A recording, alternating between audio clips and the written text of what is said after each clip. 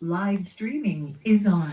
Hello, everybody. Good morning, good afternoon, good something, depending on the time you're watching this, because I don't know if you're watching it live or zombie mode. Zombie mode is if you're not alive or not watching, whatever. But Not alive. No. depending on the time. Shut up, YouTube. Yes, I know we're live. Also, I want to give you all a public service announcement of sorts. Wear your fucking mask. And if you Now? don't Do wear I your have to wear fucking it mask, right if you now? don't like to wear your fucking mask, and you do like like killing people, fuck off. Leave this channel now. This is your public service announcement for today. Hello, how are you? Language. Oh, this is a curse-free area. You know, this is here you can curse as much as you want. Nobody's watching anyway. So with us, we have the brilliant, amazing, lovable, huggy bears, amazing people. Arthur Adams and Joyce Chin. Joyce Chin and Arthur Adams. How are you guys? We're doing okay, and we can only hug each other now. We can't hug each other. Okay, you know, that's yeah, enough. virtual hugs. Virtual. How are you guys doing? How's things in your area? Northern California is doing better than Southern California, but it's still numbers are rising. I mean, we're just talking about COVID. Comic book wise, we're doing fine. Very, very busy. I should be working on something right now. La, Yeah. la, la, la, la. Yeah, You'll get there. on the project. But what is the thing that you guys, if somebody knocked on the door and said, knock, knock, everything is fine, all the messes around you are fine, everything is solved, what's the first thing you could do? What is what you miss the most?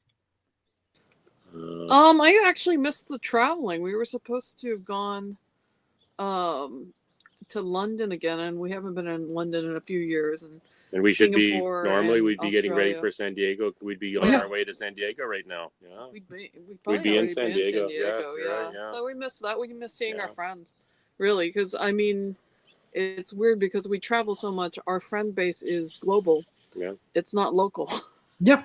So we know more people around the world than we do, like right in our own city. Yeah. So, Mm-hmm. I miss seeing. I mean, we've been texting back and forth with people and checking in and stuff, but it's kind of weird. It's the longest we've gone without seeing some people who are normally at all these conventions and the traveling gypsies, right? Mm-hmm. Yeah. So you see each other all over the world, and it's like then you can't remember. Did this thing happen when we were in Madrid or when we were in Brazil or when we were?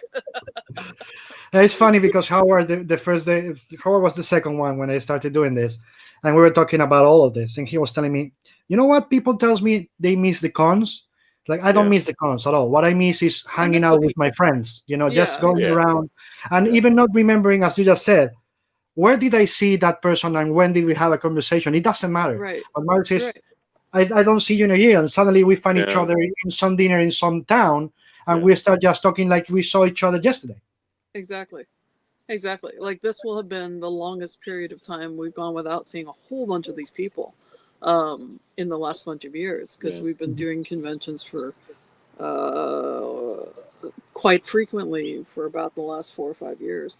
So yeah, I mean last 6 years. Certainly, it will be the longest time we haven't, like, usually we'd be seeing Bruce Timm, and I mean, all the people we sit in their booth with, for sure, Humberto Ramos, and Adi Granoff, and Tamsin, and everybody, Farron, and it's just very odd to, like, it not have that big of a change. I mean, that's fine. The rest of it is exactly like it was before. We're mostly at home, and then we go out for supplies, and we come back. We don't go to movies, that kind of thing. Even though there's a whole lot of concerts that are still going on, we're not going to do any of those. We usually go out to eat a lot, and we haven't done that. So, I mean, there's stuff that's changed, but I miss my friends. Yeah. So you don't miss going to the movies at all? Not really. I mean, kind of. I mean, we would have probably gone to some of the Marvel premieres this year. And those are always fun because we see people we know there. Yeah. But like the TV experience at home has gotten so nice that it's nicer obviously in a movie theater. Bigger screen, better sound system. But it's not a hardship to not have movies for us. And we're very lucky with what we do at home because we always were working at home, so we're very lucky with that. But we worry about our friends who aren't Have to able to work work out right on now. Yeah, it's really Yeah. bad. Yeah, and Mhm. I don't know. I mean, they probably handled it in Spain like sensible people, not like here. I agree, but I mean, there's so many. I mean, just even like the people that run the conventions, we worry about them because we don't see them anymore now either. And they're And out we worry working. about how they're surviving. Yeah, Mhm. because they're not working, and in some cases they didn't get deposits back, Yeah. or they only got partial refunds because everybody's sort of struggling right now. So Yeah. it'll be interesting to see how the global economy handles all this and how conventions can or cannot come back Yeah. Mhm. after this. So I think it'll be unfortunate if they aren't able to. Yeah. I think they'll be able to come back. I think they'll be able to come back, but it'll be a slow going first few years. I think the first go please. Yeah, and certainly if they don't find a vaccine, if they have to approach this like they do AIDS with a bunch of blockers and things that make it harder for the virus to take hold, and if they have to approach it that way, then it'll be a slower reopening. Mm-hmm. Yeah. Mm-hmm. I believe that is going to be for the first, at least this year and the next, and if there's not a vaccine in 2 years or 3, this is needed. I've been discussing it a lot. A change of the way we do conventions, and I say we because I work on that too. Yeah.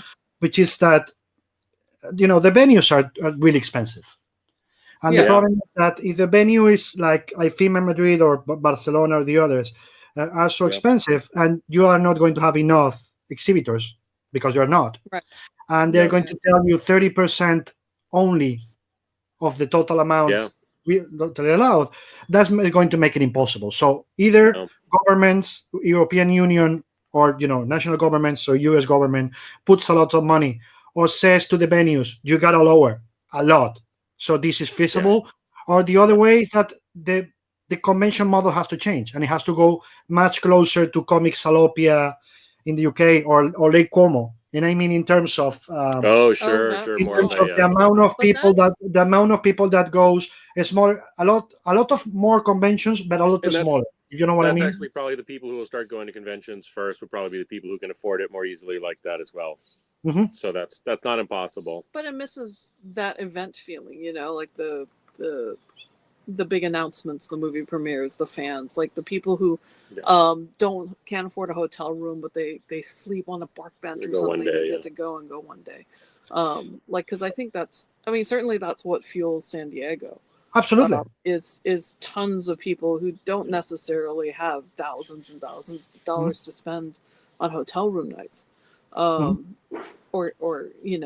but they really want to be there because the enthusiasm is there. But I don't mean in terms of how expensive Como can be. I mean in terms of doing not expensive smaller shows, if you know what I mean.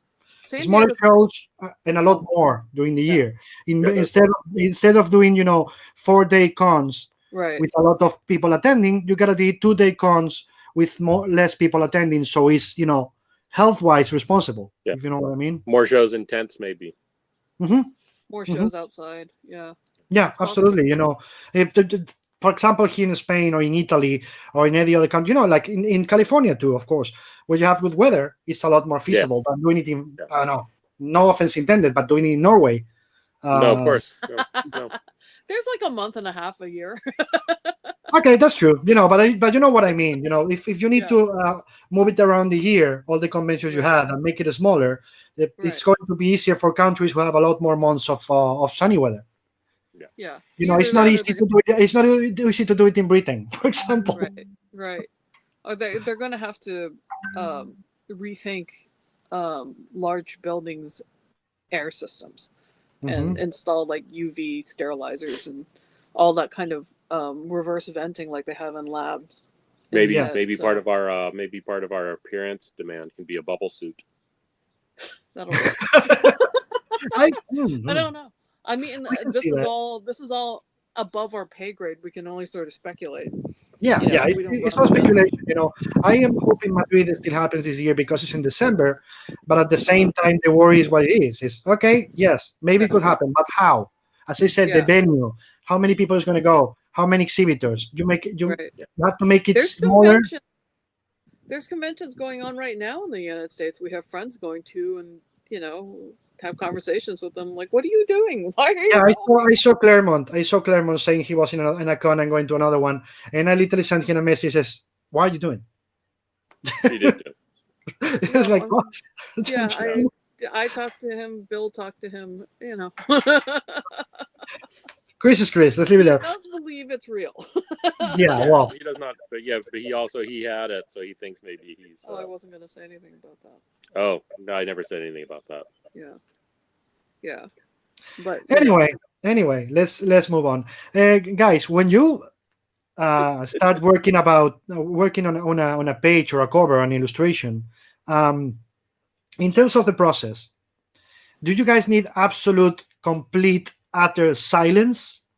No. Or it depends on the phase of the work? Because depending on the guys, I always say that the most interesting answer that I got to this question was Olivier Coipel, who's crazy, Well, of course. but when he goes deep, he goes deep. And he told me, when he starts doing the layouts, he needs absolute silence. But then when he goes doing so colors a cover, he says he puts some music, and it has to be really specific music. If he has, an epic scene, he's going to go Lord of the Rings or Last of the Mohicans. And if it's emotional, he's going to go with classical French, romantic movie to put himself in the mood. How did it work for you guys? Not like Olivier, because we're not hummingbirds. Like, I don't even know how he. I have done what he is doing long enough. But I need there to be some sound when I'm working, because I'm from a big family, and so if there's no sound, then I get worried. Except when I'm writing. Then when I'm writing, I need it to be quiet. Usually, when you were writing, you were writing in a pub. In a pub. Yes, I either needed to be quiet or I need to be slightly drunk. I don't need it to be quiet. I generally, when I'm doing layouts, I have some kind of music or TV on. It can't be anything too interesting, otherwise I'll just fall into that. So it'll wind up being like a TV show I really like that I've seen a lot, or a movie I've seen a lot, or the news or something. I mean, although they've gotten better about not cycling through the same exact information over and over and over again on the news. So sometimes audiobooks too. Yeah, audiobooks will work. He uses those way more often. He went on a whole run of YouTube conspiracy theory shows. Yeah. Like UFOs. Not like the nutcase QAnon stuff, but like flat earthers. Oh no, that wasn't around when I went through that phase. Yeah, he stopped, but it was like it was all flat earthers and Hollow Earth, Nazis on the moon, Bigfoot. Well, that's just fun. No, yeah, I can imagine. Like just trying to work and can't stop laughing. So it'll maybe make your work more difficult if you can't stop laughing while you're drawing. Exactly, especially since they're so sincere about it. But I don't do that. And I don't I can talk on the phone and work. Not do layouts, but like the rest of it. Arthur prefers, if he's talking, he can't. He can't work. Yeah. Mostly. Yeah. No, I usually the same thing. We were 5 brothers, my family. Still are, they're alive at least. But it's the same thing. It's all live noise. So I cannot work with silence. I just can't. Yeah. And the problem is Paloma is now teleworking, there normally. And she's the opposite. She always needs silence to work. Oh, wow. So I need the cacophony, she needs the silence. So sometimes we take turns, to be with Erin, or I put my headphones, or she puts the headphones, so we don't disturb each other, because we are so accustomed to different ways of working. And since she works in an office normally, in the publisher, they work in silence. But here I work with music, or with a podcast, or same thing with an audiobook, always in the back, because if I have no noise, I feel weird. Well, we can't work together either, but not because of noise. No. I am always surrounded in dogs. Because of my spastic colon. No, I'm always surrounded in dogs, and he's always surrounded in books and clutter and toys, and thousands of eyes just staring at him. Like a proper person. So I can't handle working with things about to fall down on top of me all the time. When you guys get a script, what's the first thing you look for? And I don't mean mentally, like what your guts need to see. It's more like the structure of the story, What are you how doing to with your guts? Don't tell anybody. Just putting them out on the table, man. The- So you're saying what we look for first when we read through a script? yeah, when you're going to read it, some artists tell me that they go I to look for reference. they are go Yeah. towards the emotional parts. That's what calls them the most. Other ones tell me, I prefer to see the structure of the story to get the general view and then get into it without any particular specifics that I like to draw the most. What is the part that interests you the most? I just look at the bricks and mortar stuff. What's the reference I'm going to need for this? And I read through the story for the content kind of when I'm through we're going to need like 1920s police cars. We're going to need this. So the visual bricks and mortar. I'm sort of looking for, we're going to need to know about this kind of dinosaur. So I just go get the toy off the shelf. It's the dinosaur. Okay, that's easy. Or whatever, like, I need this character. So I'm almost immediately going into, what do I need to make this drawable? As far as the emotional content. No, I just want to know how much I'm getting paid. It's David. You want to say hi to David? Who knows what Alex Alex wants? sneaking up. Hi. Hello, hola. She just woke up because she was awake very, very late last night. She wouldn't go to sleep no matter how much I beat her.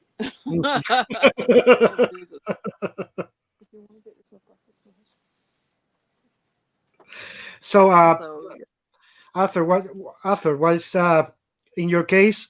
Are you more drawn to the emotional, to the character parts in a story? It's pretty rare that I've been able to do any interiors. I hope I can do more, but mostly I'm interested in the story, right? And characters that are fun to draw, characters that have some emotional resonance for me. So either I'm looking for something that I really liked when I was young, or something that's similar to something I liked, because I'm basically an empty, emotionless husk now. Okay.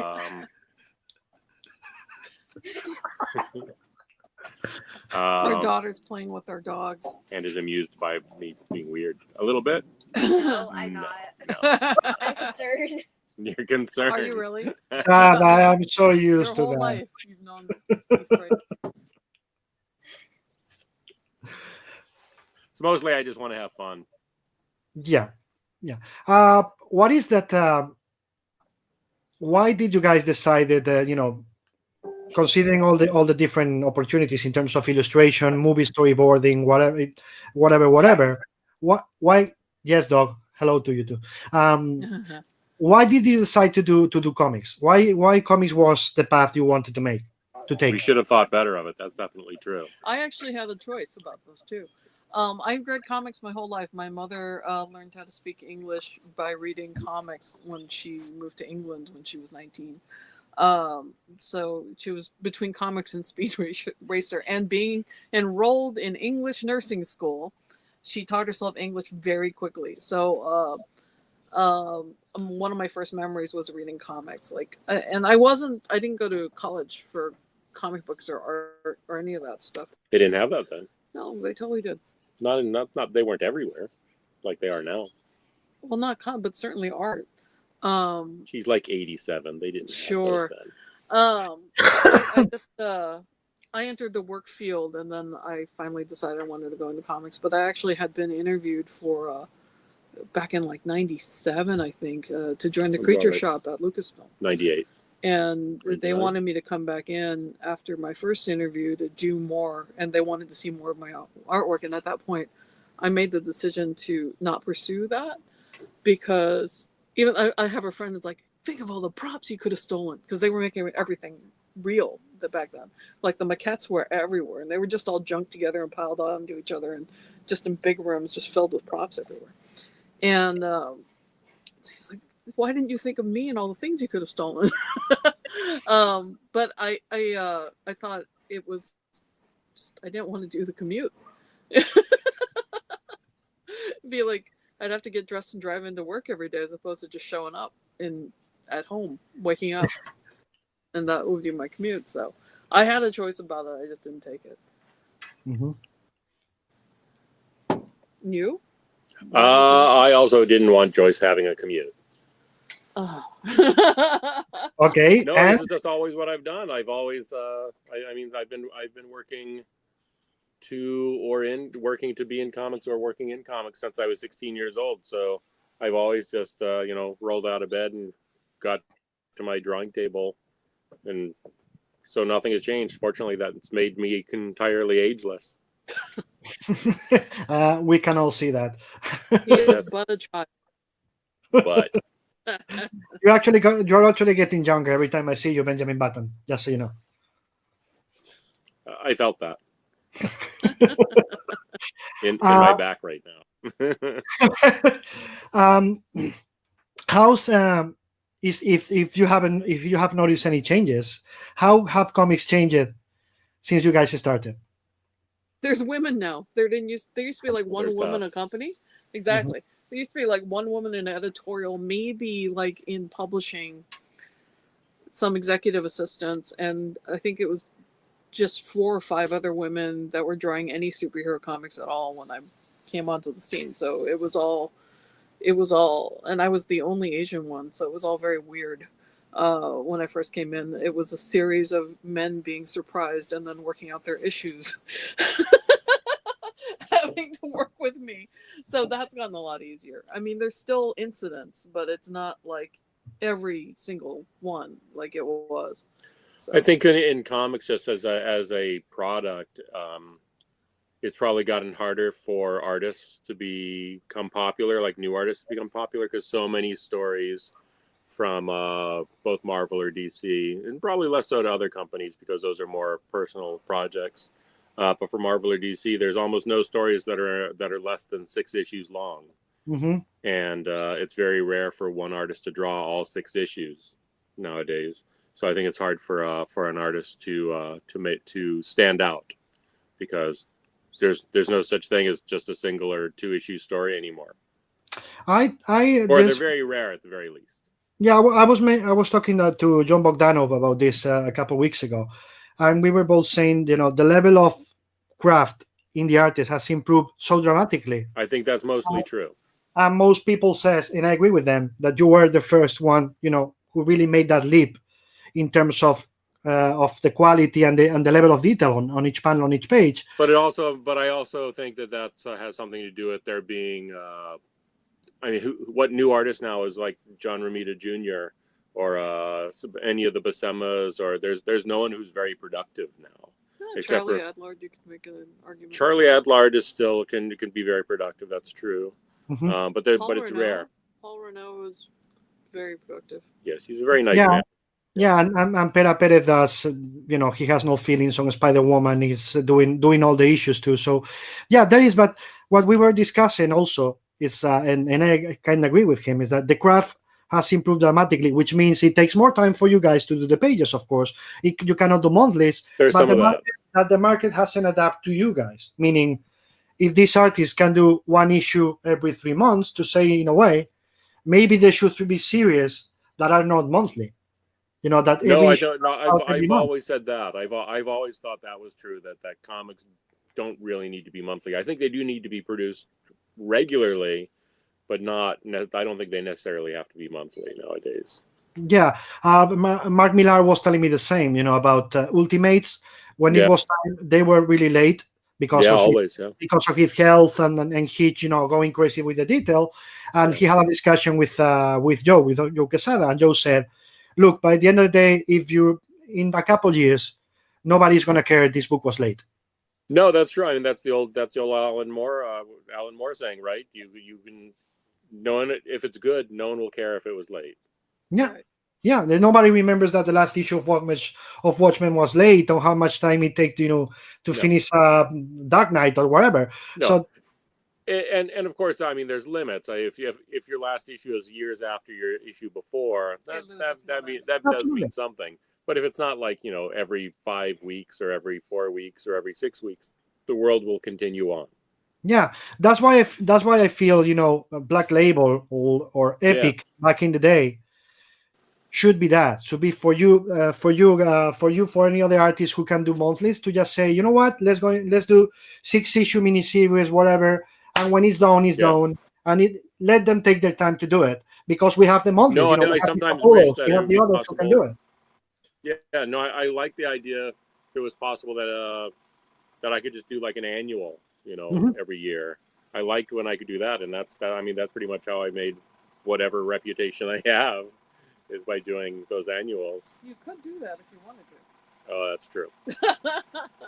No, an annual. There's not really anyone does annuals so much anymore. No, you just arrange your own project. Oh. Yeah. It's That's not no like fun. any company would say no. Yeah, No, but then if you do your own project, you go, oh, it's legendary so-and-so doing a special project. And then when a new person comes along, they pick it up and say, oh, what's so legendary about this? Pshaw. Okay. So I think there's some truth to that. I think that's an added weight that I don't like. That's stopping you from doing No, in a way, you know, annuals have been coming back and disappearing for the last 10 years. I think there's one year you have annuals, the next year or 3 years there's no annuals. But I was thinking more about the model of, you know, the Earth One books, like Yannick is doing with Grant and all that. You know, just saying for the artists who have a certain speed and a certain level of detail, saying, okay, whatever, the line of Earth Ones or something like that. This is your book. You gotta do one book a year. That's it. You know, like the European model in a way. Yeah. No, I think that's true. I think that's a good idea. Where do you guys think comics are going? Continuing with that question, you know, in terms of is superhero still going to be predominant, or you think that, you know, the slice of life or more personal comics are growing so much they're going to change the tide? If you look at Comixology, the slice of life stuff is by far more popular. Literally millions, not even fooling around. No, theoretically. I keep saying, sorry to interrupt, I keep saying every time somebody tell me about the sales, I go back saying Tilly Walden's last book sold 1 million copies. Right. Physical. I don't know the Comixology numbers, but it sells. No, if we were doing comic books about kittens, it would probably sell better than comic book about superheroes.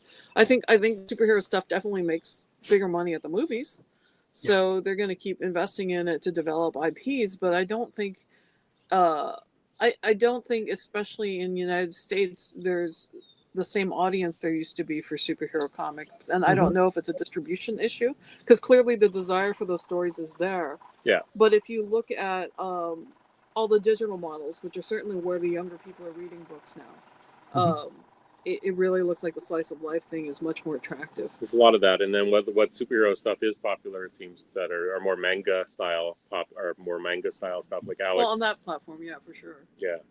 Yeah. No, Alex, and in the you know, we got the book scan sales for last year a couple of weeks ago, and I was going through it detail by detail.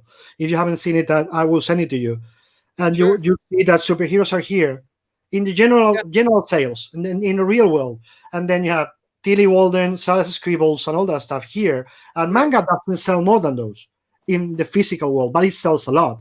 So, do you agree with my mantra? I could say, which has been for the last 3 months with this thing, is it's not that there's no comic book readers; it's that we don't give them what they want. I think that's probably true. The readers are there. Well, I also think we're not putting it in areas where it's easy to get either. I mean, there aren't that many comic book shops left, and those that are, not all of them are friendly to everybody or in areas that everybody frequents. You know, so I think it's a supply issue, because, you know, and really this is all just based on looking at those Comixology numbers. Yeah. Like there's and knowing about other international markets, like you go to Mexico or you go to Asia, and the comic book ecosystem is much more all-encompassing. It's not just the one thing. I mean, we don't even have Western comic books anymore. We don't have Western. And like, there's not really that much science fiction comic books. There's not really. I mean, horror is a niche market. It's not like a big a genre. So we're even restricting And individual issues are yeah. probably getting too expensive. individually. I mean, it's as expensive as a book. Yeah. To buy a comic book now. So I think a lot of it's going to move more digital. As sad as that'll make a lot of people ultimately, and I think the companies here need to diversify into pursuing those other markets, because there's a vast amount of untapped audience there that's going to other places. They're just getting stuff in other areas. So I guess that also the problem is that, as you said, there's a few comic shops, but it's also a place where a lot of families don't want to get in. yeah, No, and it can be daunting for someone who's coming in for the first time. right. Who might even have some interest. And I don't know. I don't. Like it's probably true our in local Europe. comic store is very friendly. Yeah, I know but you want to be on TV. I know. plenty of- I know. I Yeah. know. Yeah. But plenty of comic book stores, and certainly the ones I grew up going to, are just. I don't want to say they're like porn shops, but they're much like porn shops. Very closed off, Yeah. very dusty. The guy behind the counter doesn't want to talk to anybody unless he already knows them. All the merchandise is stacked up. I mean, a lot of comic book stores are not family friendly Mm-hmm. or new customer friendly. Like the almost invariably they block off all their windows right away. And I'm Yeah. like, why? I know it's to prevent the merchandise from getting bleached by sunlight, but you also need to be able to at least have a box display space that will show people what's in the store, so that they can be led into the store, and don't have the cat's litter box or whatever be in the front window. Yeah, and don't That make it was look. And don't make it look like you're going to get in, but maybe you won't get out. Right. Right. Right. So I don't know, but I also think the brick and mortar store is going to have to exist or already has to exist in a marketplace where people are buying things online quite frequently too. Yeah. Mm-hmm. So, I mean, maybe it'll be a combination. I guess a newspaper comic strip is something that's more online too. That's not Mhm. so much in physical papers anymore. Yeah, So I by mean, it's just a changing market.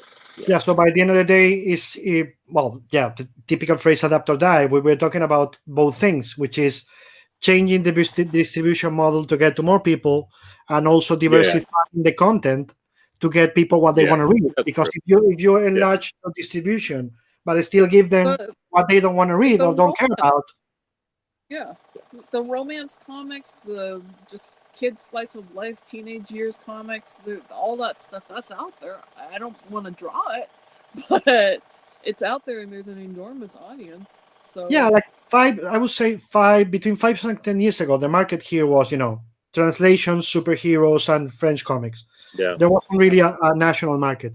But suddenly a new generation of creators, Paco Roca, David Rubin, and many others, got in and said, I'm just going to tell my own story.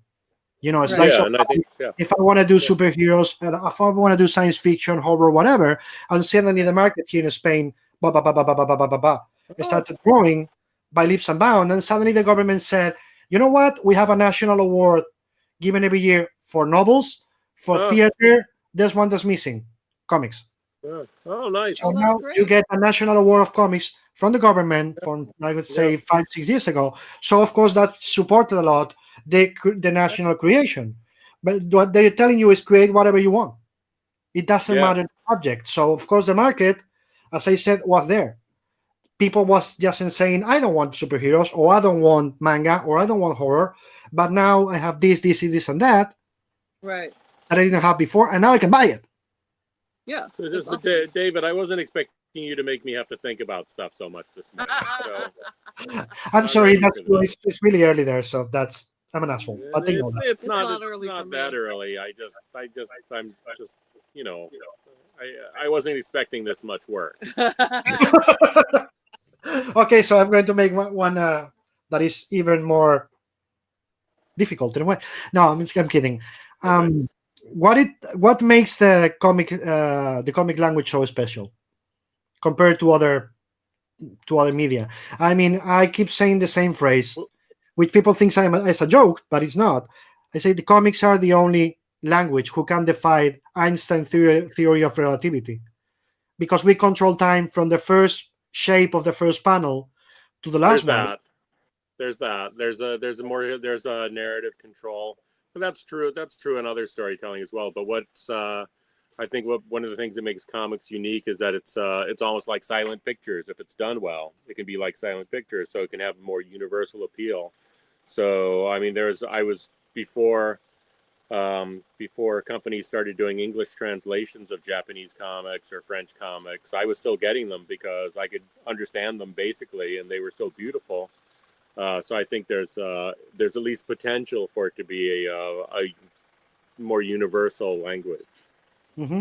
It's also, I would say it's probably the first language ever in terms of narration, because we were talking about the caves. We were talking about Altamira a couple of days ago, and we were saying, with Paul Jenkins, and we were saying, if we look about it carefully, the first language ever is sequential storytelling, right?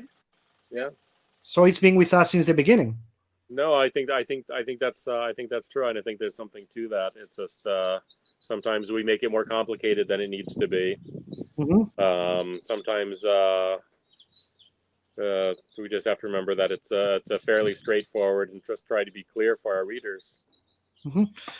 By the end of the day, it's more about I was going to say substance is more important than form, right? I mean, it's more important to tell the story clearly so the reader gets it. Definitely. I think that's true. Because sometimes when you get very complicated, that's good for people who understand the language. Sometimes, but for people who don't understand the language, simplicity can be very good. Mm-hmm. Yeah, by the end of the day, it's more important for people to see the jacket opening and the S and the next panel. But people who are very familiar with the language, then they want more challenging, and that's okay. There should be both. Yeah, I agree. That's what we said before, right? That we need to have a market that allows us to have, easygoing, fair, blockbusters, whatever you want to call it, and then stuff that is more for the people who are been reading for 30 years and want challenges in the reading. I think that's fair. I kind of like the way that Chris used to write the X-Men comics, where new concepts were introduced, but a lot of the old ones, like, in every issue he said, "I'm the best there is at what I do," or whatever. Like, that's all true. That stuff, like that. It all touched on. Okay, if I jumped in here, I can get who they are right away. Reiteration Whereas, is important. like, there's so many comics now where I can get through the whole book and, like, I don't know what this character's name is. Yeah. They never said who this was or what their powers are or if they're a good guy or bad guy, because it's part of this 12-issue arc. Yeah. And like, there's no at least when Chris was on his X-Men run, there was always an awareness that it was somebody's first time. Jumping in on the book, and there's none of that anymore. Everybody's written. And you don't need to do a lot of it. It doesn't have to be hammered into the ground. It can just be a few lines. But I think there's no nod to that anymore. That it might be somebody's. Less so anyway. John, go please. No. I think mostly all the comic books I've picked up in the last few years, you're almost immediately like, I have no idea what's going on and who is this, and this is driving me crazy. And if the art's not there to hold me, it's difficult to invest to go all the way back to where they introduced this character by name 6 issues ago and then never did it again. Bogdanov was a trade paperback. Bogdanov was telling me the other day about that he was reading a Green Lantern issue, and John Bogdanov was telling me he was reading a Green Lantern issue. It's like he finishes saying they haven't mentioned his name in the whole issue, not Hal Jordan, not even Green Lantern. Like, there's nothing on the issue, and he was like, how can you do that and expect to get new readers? Somebody who reads this is going to say, what is going on? Right. And just toss it. No, and I think that's don't true. know, because some of that is under that's publisher editorial control too. It is. Like, despite the writer and the artist having a lot of control over it, like, they are the ones that have to maintain continuity over all the books. So they really should be setting those parameters. And I think some of the things that made it difficult is they kept purging editorial out of all the companies, and I think that broke up to some extent how to do comics in an accessible way. Yeah. So And I don't think the answer is necessarily hiring back a lot of those people, because some of them have gone on to other things. But certainly, just look at those comics and like, okay, this is where you don't have to make it like you don't have to dumb it down. You just have to add in like a line that's, oh, remember when, or oh, so and so, or just their names. Like the names of characters are repeated a lot in older comics. Mhm. Quite frequently, and they would switch between like their regular, like, keep going back to Logan for some reason, Logan or Wolverine or any of that, but that doesn't really happen anymore. You Yeah, just yeah. I always make the same joke. James Bond can repeat James Bond in every movie, and you are right. watching a fucking James Bond movie. No, I think we can do that in comics too for a panel. No, nobody's gonna. No, I don't think anybody's going to stop buying a comic because you use the name of the character once per issue. Right, Yeah. right. Yeah, and I just don't get it. It's one of the most mysterious things to me about comics these days. It's like, what's wrong? When did it become a bad thing or not cool to just say who people are? Maybe because the storytelling changed in a way. I'm asking, not, of course, not affirming. But because everything's a 6-issue arc now, no one's There you expected go. to read Yes. the issue. Yeah. Yes. Yes. And also, dialogue got a lot. Like you can go through page after page after page and not even get like one paragraph's worth of dialogue. Now, a couple of the image era. Yeah. One of the founders told me, I see what I see happen is for a while artists dominated, so editors became so worried that they turned the tide so much in favor of the writers and said, "Go big arcs, control the narrative," and that changed it. They forgot during that time. They forgot. They have to be reader friendly and remind the readers every month. I don't know that it's quite that purposeful, but I think the big giant arcs are a big part of it because no artist can draw 80 issues in one summer to do the special event. Yeah. Even Kirby at his best was not probably going to be doing 80 issues in 3 or 4 months. Mm-hmm. So I don't think it's necessarily quite so purposeful. I think part of the problem, and it's not like most people involved in comics now were fans. So I'm not saying anything bad about fans becoming professional, but sometimes I think fans who become editors or writers or artists think everyone already knows what's going on. Mm-hmm. Mm-hmm. Because they are speaking, they're fluent in the language, and they don't. Sometimes it's easy to lose track that new people are coming in, and we want to make things accessible.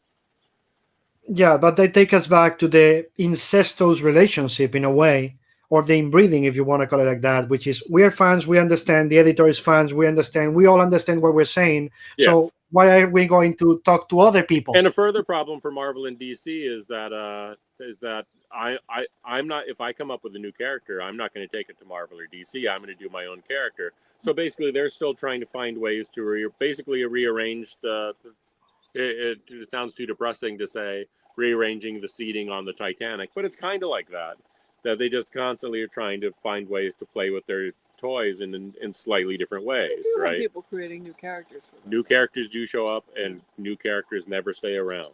They're constantly, like Jim just created a whole bunch of new characters, or was involved in creating a bunch of new characters for DC, just a couple of years ago. I don't know that any of those are still being published. No, the last book was Terrifics was canceled last month. Something like that. I think partly, in like 6 months or something like that. You're right. Yeah. In partly it's fans say they want new things, and new things come in and no one buys them because we want the thing that we liked, but we want the thing that we liked to be like it was when I was a kid. But partly what people like about the comics when they were a kid is that they were kids, not that the comics were definitely not necessarily any better. They missed the feeling. So it's a little bit like a drug habit. Yeah. Where people are constantly chase that excitement, and that's not a possibility. You have to find new ways. Yeah, it's like when I was a kid. I remember I wanted to try new books every month, different books, because I wanted new things.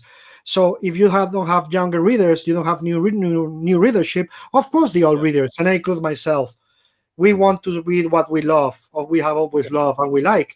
So if they take most of those, again, comic shop readers out of their safe area, they are not want it. They say they want it, but then they don't buy it because it's not Batman again and again and again. And then occasionally someone is able to come in and do something great with an old character. Like when Frank did Dark Knight, that was like, oh, new blood for Batman. That was very exciting. And also when Mark Millar and Brian Hitch did the Ultimates, that was like a cool new take. But I It's mean, also a the various, significant I mean, financial DC a lot, investment. and as much as I like the DC stuff, they're constantly rebooting. And Mhm. so, oh look, here's the new Lex Luthor. Here's what Lex Luthor is. He's still always basically the same, but oh look, here's the new introduction of Lex Luthor. Here's the new introduction of Brainiac. Here's this. Here's that. So it's always playing with new stuff. And I'm not saying this to say that I'm down on it. I understand why they're doing that, and I understand the appeal of it for some people. Because I mean, I love what I do. I love comics. So I don't want to be down on it at all. But I think mostly you're right that it would be a good idea to try to expand the universe of comics and not worry so much about the superhero comics, because those aren't going anywhere. We have those, and some people will always be willing to do more of them. No, absolutely. That's going to keep rolling. They're going to keep having their readership. The comic shop people is going to be coming to the comic shop people. But if you're a big corporation, I would think you're going to expand. And expanding. No, you can't, because your readers, because it's impossible. It's difficult to bring in new readers. So constantly your readers. I don't know what the average age of a comic book buyer is now. Is it in their 40s now? Is it 30s to 40s, yeah. No. It's 30s to 40s the last time I looked. And that was 5 years ago, so maybe more now, yeah. Yeah, and so that's... Yeah, but that's just they're missing a market share because, again, you go back to Comixology's readership, it's young female and massive numbers. Yeah. So, we're just missing, the publishers are missing the boat to some extent. And I don't know if that means switching to well, it means paying somebody to make up a brand new thing and then expecting them to be... necessarily. They can do... I don't know how properties like DC Superhero Girls do online. Like if there's a big readership, I don't know if I think they do okay. Yeah, I don't know if Comixology and but do you want to go to draw DC Superhero Girls, which I approve that it's there and I like it. But I know. But that's a starting job for somebody. Yeah. No, I'm talking about Webtoons. Webtoons is the one with the huge non. Yeah, Webtoons is a Yeah. I think Webtoons are a game changer. Yeah. Yeah. Sorry about that. Comixology mostly does superhero stuff. No, in Comixology also, I was going to say, that was surprised you were mentioning Comixology because the sales at Comixology are like this for the last 8 years. It doesn't grow. Yeah. That's why publishers say digital comics are never going to work because they are not all. And it's like, no, it's not that they are not going to work. It's that people doesn't care for the superhero comics, just translated from a paper to a screen with no changes at all. They just prefer to buy in paper. You have to be a way to do it. Yeah. Mm-hmm. Yeah. You were saying, so Webtoons, Webtoons market. I think there's even a way to bring for big companies to bring their superhero characters to the Webtoons market. They just have to change the way the characters, they have to change the style and the to fit that market to make it more appealing to them. And well, certainly if it was something like that, like if it was more like Spider-Man when John Romita and Stan Lee were doing it, it was very soap opera-y. Yeah. It was very, very much about relationships. So something like that could work fine. Yeah, I just think that hopefully sometimes somebody decides to bring Epic back or call it whatever they call it, or any other brand at DC and say we need a secondary brand, like Fox Searchlight is an example, or Warner, whatever it's called, or Touchstone, a second where you say we are not going to do superheroes here, we are going to do something else to go for that other market.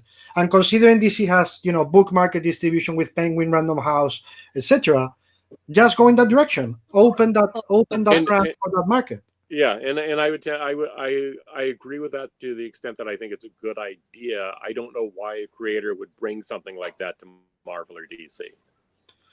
Oh, that would I would have to be creator owned. Yeah, exactly. Yeah, and I don't see Marvel or DC. I mean, Disney's not going to be interested in doing creator-owned comics. Okay. That's hard to imagine anyway. I mean, you might be right. You might be right that there could be a Touchstone kind of thing. I mean, certainly if the big name people came on board.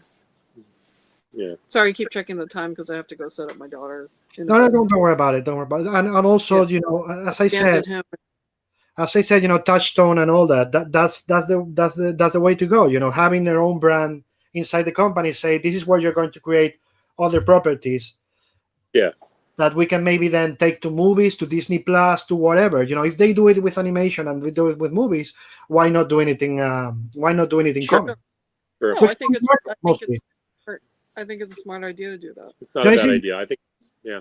It's in their own benefit in a way. I think If the superhero market is shrinking, you need to expand in other directions, right? No, I understand that, but I mean, I think.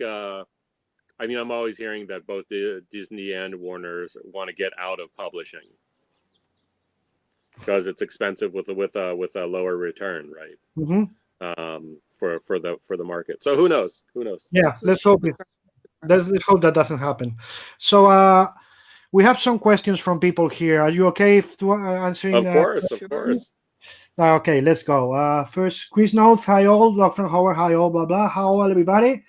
Antonio Matias, without a doubt, two of the greatest creators and all around awesome people. Yes, they are. That's true. That's true.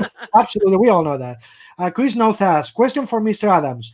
Why did you stop creating more Monkeyman and O'Brien comics? Because I'm lazy. He's not lazy. He works all day, every day. It was mostly I just kept on getting offered other work. I have ideas to do more Monkeyman. Unfortunately, I'm not getting any older, so I'll be able to get to that pretty soon. Okay. Let me see. But I love doing the interiors comics, but I also like drawing covers too. I just need 2 or 3 more of me, but Joyce says I'm not allowed to clone myself. It'll wind up wrong. It'll wind up bad. Do you have any preferences, in terms of interiors or covers? I like both. I actually prefer, to a degree, interiors, but covers pay much better. I like covers because you can do them faster and they pay better. There's a bit of that. I recently did a cover for a character that I thought I was interested in, and I was not. So it was good. It was just one cover. But then I'm working on a cover right now. That's a lot of work, but I'm having a lot of fun doing it. Mm-hmm. So it varies from thing to thing. And then I recently did a cover for a comic that Joyce doesn't know why I was happy to do it, but I was still very happy to do it. Okay, I'm not going to ask which ones. Let me see. Love from Howard, an honor to see you again, Mr. Adams. Thank you for signing my comics in Madrid 2017. Very welcome. Love from Howard. How did the agreement to do the Uncanny X-Men annuals for several years came about? They were wonderful. Did you suggest to add Longshot?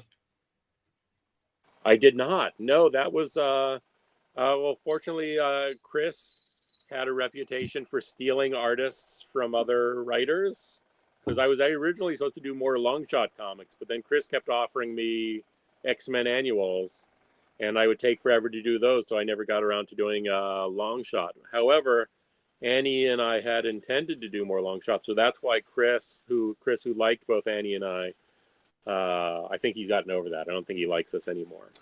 He does like you.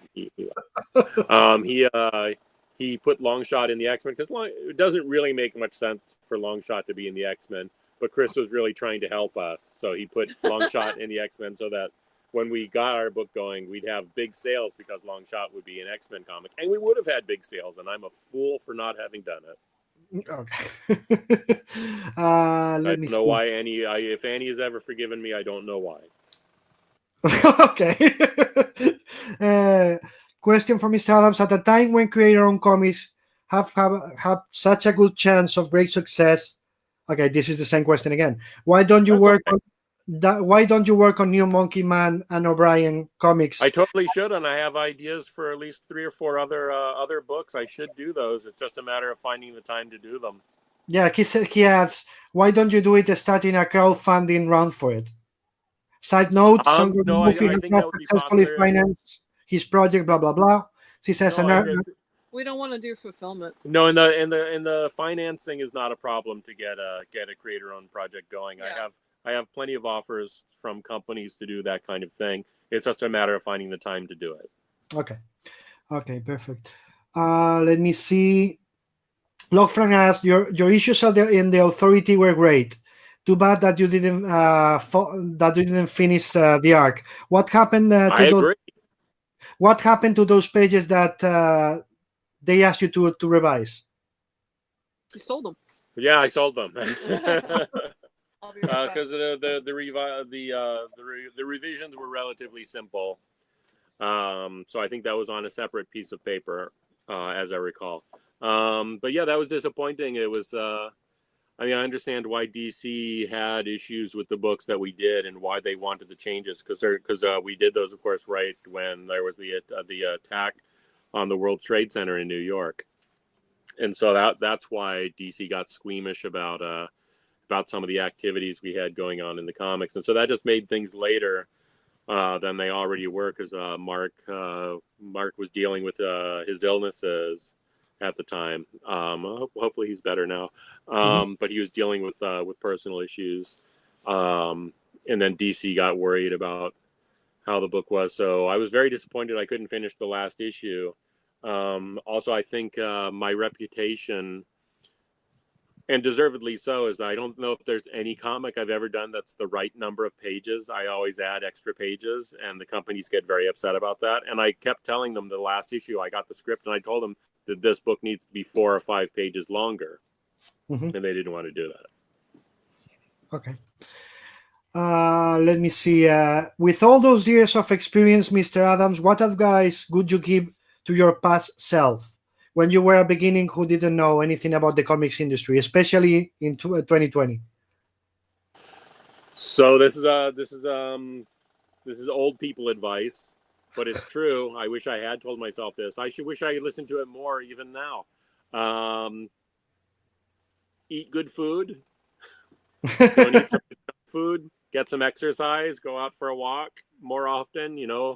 Take care of yourself, because when you're an artist, you are the only person who makes a living for you, right? You don't. If I don't work, I don't get paid. So it's important to maintain good health, and have good work habits. So that's the advice I would give myself. I still probably wouldn't listen to it, because I don't listen to it now. I still don't take as good a care of myself as I used to, but I try to eat better than I used to, so that's good. Okay, let me see. Francisco Sanchez asks, how did you intervene in the creation of Longshot? The way he looked, the powers, what happened? Yeah. Please. Annie came up with his powers. Annie Nocenti had made up Longshot about a year before I came on the scene. My contribution, I made, of course, it was my story, the way I told the story, and the way she wrote Longshot. He was such an innocent character, so I tried to make sure that he came across as an innocent sort of a character. There was someone else had suggested a costume for him, but it looked too much like pajamas. And so at the time, I remember I got out a big piece of paper, and I tried to draw all of the male superheroes at the time, all of their hair. And so I wanted Longshot to be different. One of the important things in designing characters is to have characters have different silhouettes. And so I wanted to give him distinctive hair. Not many characters at that time had black costumes. There weren't that many. And so I wanted him to have that. I wanted him to, look kind of functional. I've actually kind of been surprised. I've only seen a few cosplayers as Longshot over the years. I would have thought he would be a fairly easy one to do. Yeah, I agree. Let me see. And his second question is, what happened to the project with the Longshot project with Claremont? I think it was going to be a graphic novel. No, it was never with Chris. It was with Annie. And I started one. It just that at that time, I sat down to work one day, and I realized I knew what I was going to be working on 2 years into the future. And I got very depressed, so I just quit all of my jobs at that time, so I could just free up my time. And so that unfortunately was one of the things that I just couldn't bring myself to do. Mm-hmm. Okay, let me see what else. Hello again, Joyce, by the way. You're back. Felipe Gonzalez asks, many thanks for your Fantastic Four issues with Walter Simonson. How did that thank you. project come about? Well, would you have liked to continue working on that series? I loved working with Walter, but Walter loved working on the Fantastic Four, so that would have been an interesting idea. I suppose we probably could have done that. He probably could have continued doing Fantastic Four, and he could have continued doing New Fantastic Four. That's a very funny idea. But Arthur actually loves Fantastic Four, like the original Fantastic Yeah. Four. So it would have been, I imagine it would have been eventually quite annoying to. It's one of those things that looking back now and seeing what an impact that had for people, I say, oh yeah, sure, that's a great idea. At the time, as much fun as I was doing it, I also thought it was a really stupid idea. It was just a silly idea. I mean, Walter suggested that we do this with Marvel's most expensive most popular characters. And so at the time, I was just thinking, well, that's a really silly idea, but it's also fun, so let's do that. But I didn't think it was an idea that had legs. Mm-hmm. But it's comics. We could have made it have legs. But there's really no reason for Wolverine and Spider-Man and the Hulk and Ghost Rider to be hanging out. It doesn't make any sense. But we could have made that work. You would have had to add a girl at some point. We would have had to add a girl at some point. That's definitely true. That's a very good idea. Yeah. Mm-hmm. Damn, where were you 30 years ago? You could have even made it like an annual thing, right? Reuniting Yes. reuniting the new Fantastic Four once a year. Still can. I think it would not be good now. It would not be good now. It wouldn't be quite the same. I mean, partly, the book sold very, very well. Mm-hmm. So the only reason to do it is for filthy monetary reasons. And I don't think it would sell quite as well. It would do fine. It would do okay. Walter and I have talked about things like that. Chris and I have talked about doing things. And we've told Marvel what we want, and Marvel's never said yes. So They would totally say yes. no, we gave them suggestions. The They didn't last say time yes. I asked you if you could do anything you wanted, what would you do? You said you wanted to do a 28-issue Aunt May Maxi series. That was 20 years ago. But that was the last time you asked them, or they talked to you about it. Yeah. I don't think they would have any problems doing it. Chris and I suggested an idea, and we've not heard anything. So Yeah, they might not have. Yeah. I think you guys would definitely need to hire somebody as an editor that doesn't work actually at Marvel at this time. there's a couple of people who'd be okay. What I'm saying is my husband and our friend are both pains in the butt. That's a true story. Okay, let me see. Jack Purcell 38 says, long-time fan of your work since Longshot. Especially love your work on Tom Strong, and wonder if you have considered doing a creator on for Image, Awa, or any other indie publisher. He's considered it. Yes.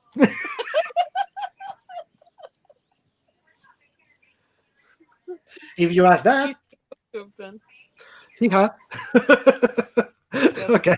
Much considering was done. Hey, consideration is always important for the nation. Yes, and it was all good ideas. The only thing that's stopping projects from getting done is me. Okay.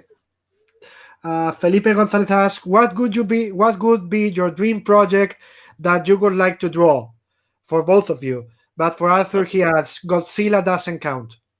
No, Godzilla is a lot of work. I wouldn't choose Godzilla. I'm actually been working on putting together a creator-owned project with Chris Claremont, who's come up many times in this discussion. It's too bad he's not here. He is probably busting a lot. I know, right? So my brain is just on that. I'd really like to actually do that. We have to find it a home that can work with some weird publishing peculiarities. But yeah, I would love to work on that. And Alex and I started on a project that's almost totally a ripoff of One Punch Man. So maybe One Punch Man is my dream project. Okay. Before that, my answer would have been I would have loved to drawn a Lobo comic because he's terrible. That's true. Joyce would do a good Lobo comic Mm-hmm. because she's terrible. I'm terrible. Yeah, he's just mean and unnecessary and over the top and insane. I'm not, but She it'd be is. fun to draw. I wrote a story of Lobo in Hell, and for DC You? years, and I can tell you that was as fun as you can imagine because Oh. he's insane, he's terrible. You can say whatever you want and do whatever you want. So I was like, Right. yeah, whatever. It's 8 pages. Fuck it. Yeah. So He's god awful. He's the worst. I love it. No, I actually got commissioned a few years ago to do Lobo fighting Godzilla. And so Mhm. he's just jumping Oh, in the yeah. air, and he's got Godzilla's coming up, and he's got a big old stein of beer in his hand that he's fixing to dump. Godzilla? No, Lobo's just gonna pound I knew. beer down Godzilla's throat. That monster. No, he's a fun character. when we say monster, we don't mean Godzilla. We mean Lobo. No. I meant Joyce. And in your case, Arthur, Oh, what were we talking about now? What was Not my the, dream project?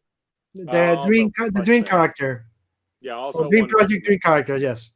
Yeah, One Punch Well, Man. it's very easy to draw. Yeah. Yes. I like the violence, but it's more refined violence than Lobo. Yeah, everything is more refined than Lobo, I think, except for maybe Judge Dredd. But Yeah, it's still more refined. It's just a different kind of refining. It's more. I don't know because there's so many fart jokes in the Lobo comic. Yes. Yes. I always think that Lobo, came with Simon and Alan and Keith and all those. I always go back and people tells me about Judge Dredd, and I'm like, no, the model is not Judge Dredd. The model is Martial Law. Like Yeah. Martial Law, Yeah. Martial Law was a lot more hardcore. The original Lobo Oh, definitely, yeah. was much closer to Martial Law, I think. Do you guys agree? No, I do agree. Yeah, I've Yeah. seen it. I haven't. yeah, it was good. You have never read Joyce. You have never read the Martial Law comics? No, I've seen She them. was only like 6 years old when those came out. No, that's not true. No, I mean, when I read comics, I read very, very intensely and very extensively, but not all the titles because I couldn't afford all the titles. No. And as an adult, I kind of haven't gone back and read a lot of. I've gone back and read a lot of stuff, but I haven't. I mean, I didn't ever work in a comic book store, which is where I should have to get Mhm. full access. But I was really concentrating on like XMen, Daredevil, Spider-Man. The Martial Law was Dark Horse, wasn't it? No, originally was Epic. I really, Okay, really, yeah, you're right. yeah, Yeah, It was really, Epic really- Comics. Martial Law takes Manhattan and all that. Yeah. you're right. I really concentrated mostly on mainstream Marvel titles, and even DC was kind of a stretch for me. Like I'd read some superhero like Superman and Batman and stuff, but really I concentrated on Marvel. So of course all my first jobs were DC, and it was all team like Legion I had to draw, and I'm like, why are children crying in space? Why isn't anybody helping them? And then I had to Phil Jimenez wrote a script for a Green Lantern or a Guy Gardner comic that I had to draw, and it was Guy Gardner Warrior, so he looked like Fabio with like makeup, and it was at the time every single Green Lantern that had ever existed that I had to draw into this comic, and I had never read a Green Lantern book, so they sent 2 large FedEx boxes filled with single sheets, packed all different, just Green Lantern characters. So I had to reference all of that. So that was pretty crazy. This was before the internet. Yeah. Because I started working that long ago. But it was pretty crazy. But yeah, no, I certainly don't have the breadth of knowledge about comics that some of my friends have. Like usually before the internet, we had this big horseshoe table at San Diego Comic-Con that had a lot of great artists around it. It was always that booth right in front of the doors, and tons of artists. And Bruce Timm and Arthur would be the ones that everybody's like, what the hell does this character look like? So there are all these tiny weird drawings that were given to various artists at that table of what those characters look like, because those 2 guys were the only ones that had all of that encyclopedic memory of what the costumes were like and what all the weird nuances and vagaries. Like I remember there was one you guys were drawing Conan, right? And it was like Bruce, it was hilarious. Yeah, Bruce did a drawing for me of Barry Smith Conan, and Bruce, he did a great drawing. It's a fantastic drawing of Barry Smith Conan. Just Bruce isn't a fan of Barry Smith Conan, so it's a caricature. He means it to be a very mocking drawing. It's actually pretty straightforward. Bruce Timm drawing Barry Smith. It's very nice. I kept it. I like it. But yeah, it was all stuff like that, like which version of and whatever. So yeah, there's certainly I can say fairly that I know quite a lot about some comics, and I was a genuine nerd, but I don't have the historically insanely deep knowledge that some of the people I know do. This is funny because martial law, Garth told me this a couple of weeks ago when I had him, and Garth was, without martial law, I wouldn't exist. Because if you read the origin story. if you read the Boys, or if you read anything that Garth, it's a soft version of martial law. I hadn't really thought about it, but Ultimates and what was the DC book that Mark was doing with Frank Whiteley? Huh? Authority, yeah. I hadn't really thought about it, but those are really deeply inspired by martial law, purposefully or not, but definitely, yeah. No, I think martial law was kind of Judge Dredd. Yeah, that's what Marvel and DC comics. It was all insane versions of Marvel and DC characters. Yeah, that's what I was saying. That it's an obscure comics because it was originally epic. Then some Dark Horse, as you said. Yeah. Then a couple crossovers. DC just published like 6 months ago an absolute of the whole thing, and and it's been published in Spain in September again. But I have the DC one, and I was just reading it, and I had to ask Garth, and I said, how much of an influence this had on you? And he literally said, without that book, I wouldn't have become a writer, because that's how that makes sense. Because that was a good introduction to a bunch of things, and it was really insane. And it's funny because when I was introduced finally to Judge Dredd, I came to it a little bit later because they were coming to the States, and the stuff they were printing in the States was mostly Brian Boland and a little bit of Dave Gibbons. So I was getting it thinking, wow, this is really well drawn, not realizing that Judge Dredd was always intended as a parody of American comics. Yes. And then martial law comes along, and it's not just a parody of Marvel comics and DC comics. It's also a parody of Judge Dredd. Yes. And the funny thing is that Pat Mills, the writer of martial law, was the original editor in 2000 AD. No, he was. That's true. So the stories he wanted to go, the limits he wanted to push on Judge Dredd that he wasn't allowed to push. That makes sense. Martial law. And Kevin O'Neill was the art director on Judge. Hilarious. So there's a backstory of this is the stories they are not allowing us to tell. To go crazy about Jet. Nor should they have. I completely understand why they wouldn't want those in martial law. I completely understand. The fun part of that parody, martial law on Judge Dredd, the fun part of the parody on Judge Dredd is Carlos Ezquerra created the character and designed it, with John Wagner. And what most people doesn't know is if you see the eagle here, that's supposed to be that's not supposed. Carlos told me several times that's him mocking the Franco regime. Oh, okay, yeah, nice. It's a part of part of why decide the suit and all that. It was him, going against the Franco regime. That really subtle, so he wasn't caught. But that was the eagle that was in the Spanish flag during the dictatorship. That's amazing. Yeah, nice. Anyway, people find ways. Backstories, yes. Let's see. Log from Howard. Felipe Gonzalez asks, how do you remember your experience on the Legend label in Dark Horse? How do I remember it? I remember it mostly pretty fondly. Like any of this. I mean, it's with Legend, we were supposed to be a kind of a group, but it still meant we were sitting at home by ourselves working on our own project. So it's not like we were hanging out a great deal. But my one of my most bizarre memories of Legend. Shortly after it was announced, Mike Mignola and I were hanging around with John Byrne and Frank Miller, and we started talking about Monty Python, and then suddenly Frank and John stood up and put their arms over each other's shoulders like this and started kick dancing and singing Monty Python songs. And Mike and I were just kind of looking at each other like, we're not as smart as these guys. We don't remember all the lyrics, but also this is really weird.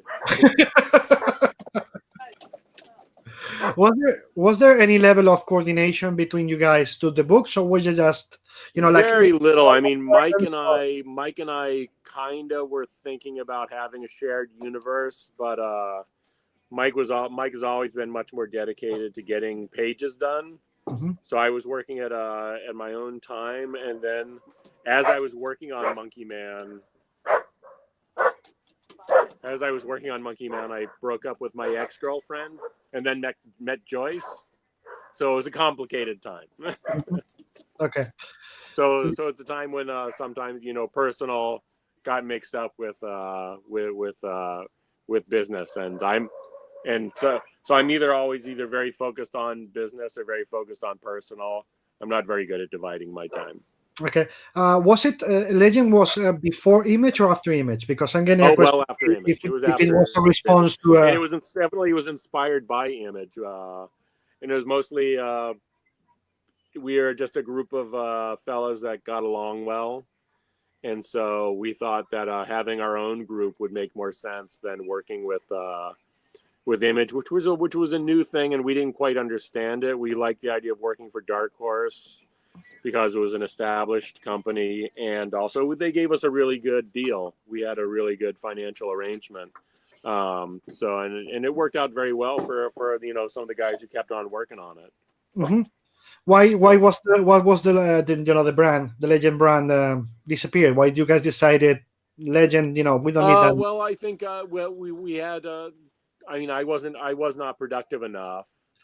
So it eventually got to the point, I think Mike was the only guy basically continuing to do it. So he's like, why do I have this Legend symbol on my book when I'm the only one doing a regular book? Because Frank had done his Sin Cities, and then John had worked on XMen, but he moved on to do other stuff. I was never very productive. And Paul... You just switched, because he went from doing Monkeyman at Dark Horse differently productive. Monkeyman Gen 13, and his intent was to immediately bring that audience back to Monkeyman books. That's at Dark true. Horse, and then he got offered, I forget what it was, but I can't remember what it was almost either. Immediately started either for DC or for Marvel a different book. Yeah, but the intent was always to come back. He just there were shining lights. We can just say he was sidetracked by other things. Yeah. Yes, and I'm easily sidetracked. Yeah. No, and like really, and I've told multiple editors this, and they don't believe me. If you don't constantly stay in contact with him, it just doesn't happen.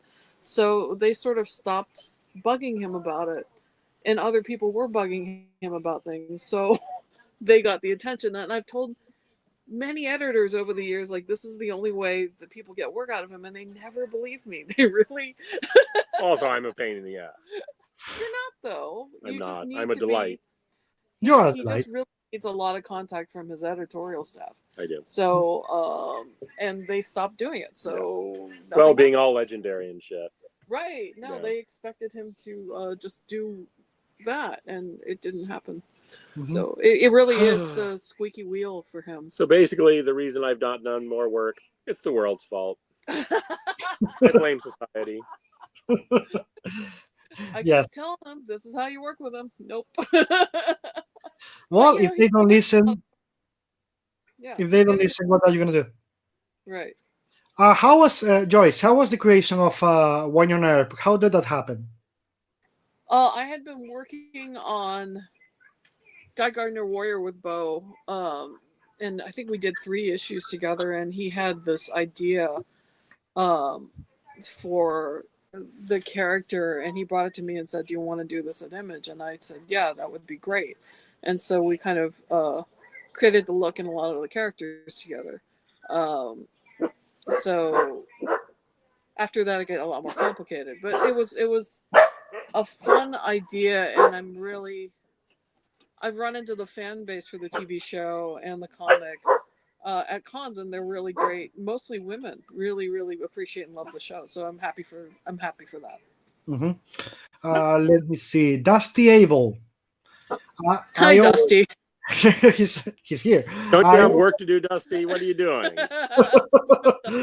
So he says, I always thought a fun thing about both readers and artists might enjoy is taking a favorite story from your youth, taking the script and reinterpret it in your styles. Maybe a I've favorite been story. thinking that for a long time. Yeah, I agree.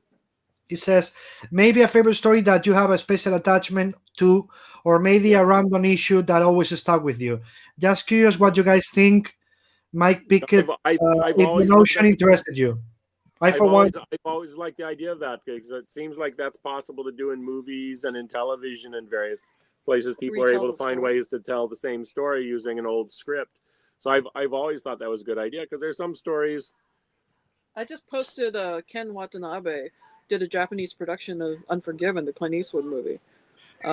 So was it that? I saw your post, but I thought it was. it came out in 2013. Oh, But it's like it's Unforgiven, only Japanese cowboys. It's amazing. that sounds very cool. Yeah. No, I mean, that's part of one of the fun things I do is occasionally I'll do recreations of old covers, and because they're covers that I either really liked when I was a kid or I think is a really cool idea, and it's one of the things I do now that makes me feel most like being a kid when I was first discovering comics, because I'm just reveling in all that old stuff and playing with all those old designs and those old characters. So I've always thought that was a good idea to do that as an interior, to continue that on the interior. I don't know how Marvel or DC would go about paying the original writers. I don't know if they would have to. I would want them to, because it wouldn't really be cool for me to make money off of someone else's work, which I do fairly regularly. God, but some of those really cheesy Batman comics from back in the day would be awesome. yeah, some of those. I mean, that's to a degree. I mean, that's Mike and Completely Steve gonzo. Purcell did that with a origin of Clayface, I think it was. Yeah. Where they basically just took the old comics and they were just insane. Yeah. And they just kind of and Mike just drew it in his style. Wow. And they kept a lot of the same original dialogue, the crazy dialogue. It was for, I think, a Secret Origins. That'd be amazing. Back when DC did their Secret Origins comic book. So no, I think that's a really good idea. I don't know what kind of audience there probably is an audience. I mean, when I go to the comic book store, which isn't as often as I should, but I often end up buying those IDW editions, books. So I almost always say, and I'm sure they're delighted to hear me say it every time, well, this is excellent. This is just the most expensive version of this book that I already have 5 versions of. With the original comic, the first reprint, the Marvel Masterworks, the Marvel Essentials, the omnibuses, and now this giant black and white art book. So apparently the only way I can keep buying these old stories is I start drawing them. That's a very good idea. It is a good idea that I don't think you should do. I think it would be super fun, but you should concentrate on doing a creator-owned thing if you're going to do that. It is part of the problem. It's the temptation to be the temptation of the old versus the unknown but promising future. Wait. Double. I know, heavy. You weren't expecting that. Wait, I need a napkin. Yeah. If you were a much faster artist, then it would be a hugely fun thing for him to do. But there's a possibility about that, I think, because Marvel is just doing I don't know if you guys know, a new version of a giant size X-Men, which is same script, lens script, original script, but then drawn by each one page per by a different artist. Oh, It takes all the fun out of it.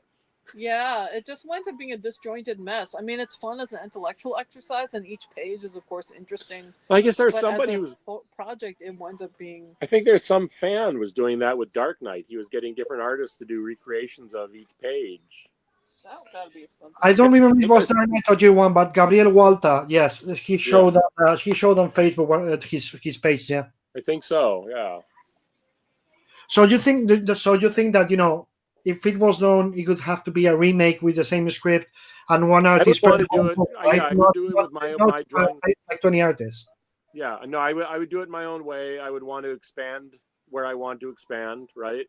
So there might be some pages I want to draw bigger, or so I wouldn't want to draw it the exact same way. I think that would be a mistake, and I don't have any interest in doing that. Yeah. I would want to draw it in my own style, of course. But yeah, with the same script, yeah, I think that's it's a very fun, terrible idea. Yeah, So now it's a terrible idea. Now I hate it. Dusty, what are you thinking about? it's funny because Okay. they just also mentioned this like a couple of weeks ago, and it's Yeah. becoming the remake thing. That why don't we remake old comics like they do in movies? You know, it's hilarious because I'm always doing this with Marvel. I suggested this to Marvel like 10 years ago, and they're like, "Nah, that's no good." And this is not the first time this has happened where I've told them an idea and they don't do it for years and years, and then no one talks to me about it. So I'm deeply hurt by this. I can see that deeply, like completely. Dusty, oh, by the way, good morning, everybody. Just discovered the show a couple of weeks ago with the Chris Sprouse interview, and I love it. Thank you, Dusty, for being here. Francisco Sanchez asks, how did the project of drawing Generation X, Gen 13 came about? Who asked you to do that project? That was Image book, right? That was from Image. It was yeah. So it was. I think I was a fan of both Gen X. I was a fan of Gen X. That was being done by Chris Picciolo at the time, and Gen 13 that was being done by Mr. Campbell. So I think I liked both books. I think Scott Dunbier, who is editor at who was the editor on the book at the time, asked me to do it, and it seemed like a good idea. I don't know if it was a good idea, but it seemed like a good idea at the time. I don't even know how they would publish it now, because it's a Marvel DC crossover now. No, it was Image. Oh yeah, you're right. It's a Now it's Marvel Marvel DC and DC. Oh, right now crossover. it is. I don't think there's going to be a reprint or a reprint of that one. Yeah, Because Right. there's a special deal for the DC Marvel ones, that it depends on what's the first name on the cover, one or the other can reprint it. But I don't know if they can reprint that. I think I thought it was a good idea at the time. I look back on it now, and I don't think I don't like my drawing on it. I think I don't like much of the drawings I did in the 90s. I think I was drawing some things in a very strange way. But if someone else likes it, I appreciate that, and thank you so much for remembering it and I think Jim Lee owns quite a lot of reminding me of this terrible, painful story. Love from Howard asks, who do you think draws the most beautiful women among you two? Well, That's Joyce, a of crazy course. question. Joyce draws much better women. The answer is Adam Hughes.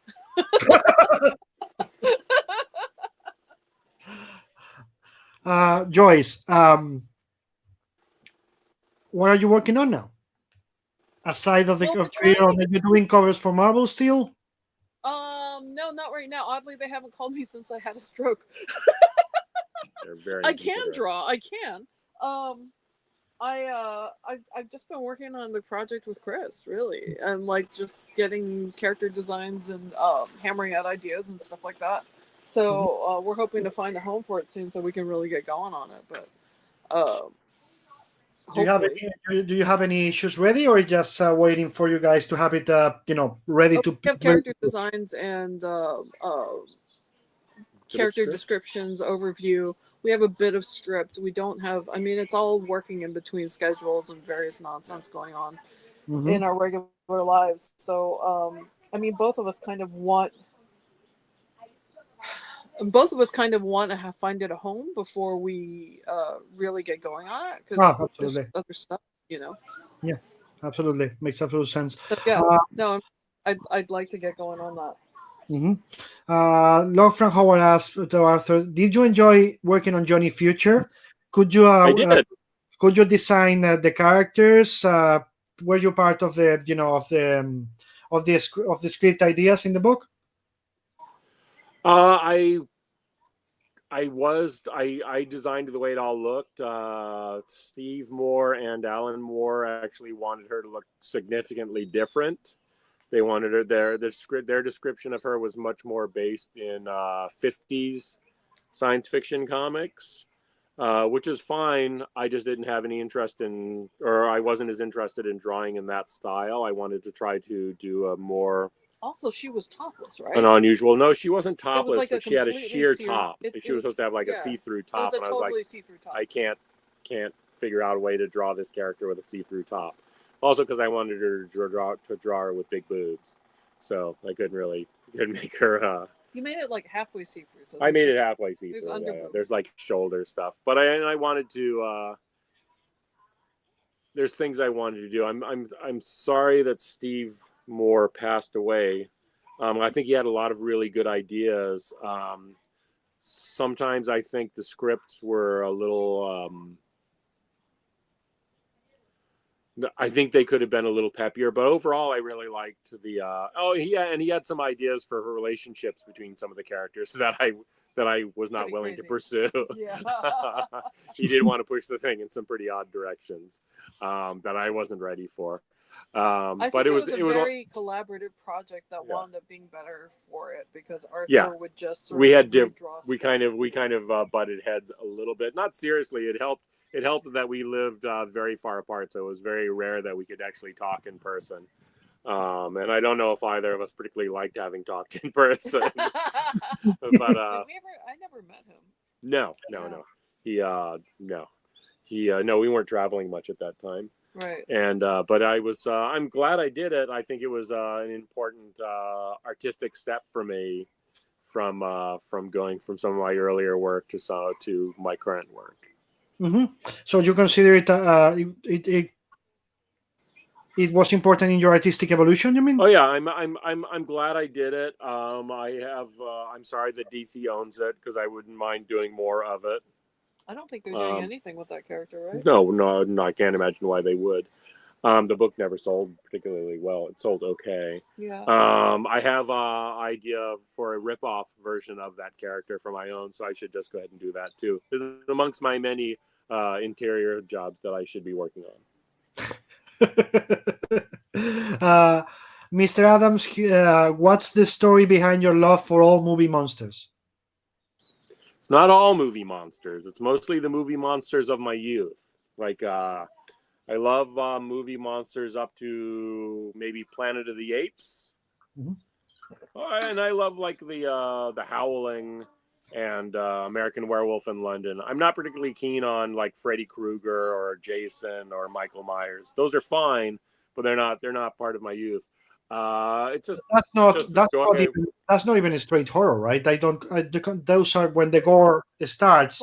That's where I stop being. They're kind of stylized, but I mean, Freddy Krueger's a dream character, and Jason's kind of a undying zombie thing, whatever. Yeah, I'm much more fond of Hellraiser than he is. No, I like Hellraiser. I like Hellraiser just fine.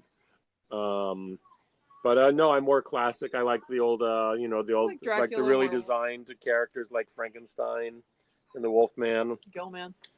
Oh, and the creature from the Black Lagoon. Yeah, he's one of the greatest ever. Yeah, but I love Alien. Alien is awesome, right? Mm-hmm. And Godzilla, of course. You kind of that's actually the next want to draw Terminator. Of course, the next question, because he saw Chris' question, Francisco Sanchez says, yes, where does that fixation for apes and Godzilla comes from? Ha ha. So, I mean, that's so when I was very young, I mean, I've always drawn. I've drawn as long as I can remember. And I loved drawing. I love dinosaurs, like most little boys do. But then I saw the movie King Kong. And so that's the one that really made me say, oh, this is what I want to, and I think I even saw it on a local program where they might have had an expert on the show to talk about how it was made with puppets and shown maybe some of the original drawings. So I realized that not only was this a movie that I loved, but that actual human beings worked on it and worked on it in ways that I could understand. Because I could understand models. Because when I was a kid, they had the Aurora models of the Universal monsters. So I could understand the small figures and I could understand the drawings that went into making it. So I thought, oh, that's what I want to do. I want to be involved in making movies, or maybe involved in being a paleontologist, because for all I knew, paleontologists sat around and drew dinosaurs all the time. Of course, I learned that it was much more complicated than that. So my love of King Kong, my love of dinosaurs moved into my love of King Kong, and then through King Kong, I discovered characters like Godzilla and all of the Universal monsters, and so it was just kind of step by step, continuing that and enjoying those kind of creations, and then discovering old Ditko and Kirby and Stan Lee monster comics. And I love those because I loved monsters, and discovering the monster comics, I discovered characters like Ben Grimm, the Thing, and the Hulk, who are also monsters, and that introduced me to the Fantastic Four and to Spider-Man and all those other, really fun characters. Yeah, that was It's not that complicated. When you watch King Kong for the first time, was it the original one, the Fay Ray one, or the Of course. No, the original one. Yeah. No, because I probably saw King Kong for the first time. I was probably like around 1969 or 1970, right? And so in the remake, the Dino De Laurentiis was 76, I think. Yeah, like that, yeah. And it had no dinosaurs in it, so I liked that it was King Kong, but then there was no dinosaurs, so I was pretty pissed off. What did you think about Skull Island, by the way? Oh, I like Skull Island very much. I think it was very well made, and I liked the design of Kong. We even had to go see 2 New York Comic Cons ago. King Kong was on Broadway. Oh yeah, King and Kong. Even though I did not really want to see King Kong on Broadway because you could smell the stink of failure from far away.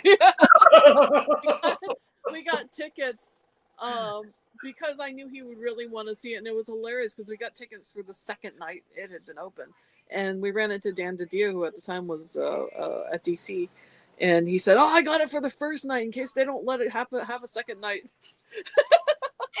But that was it was a really, really amazing gorilla puppet. Yeah. And they did a really amazing job with it, considering the natural restrictions of having something happen that has to happen every night, twice a day.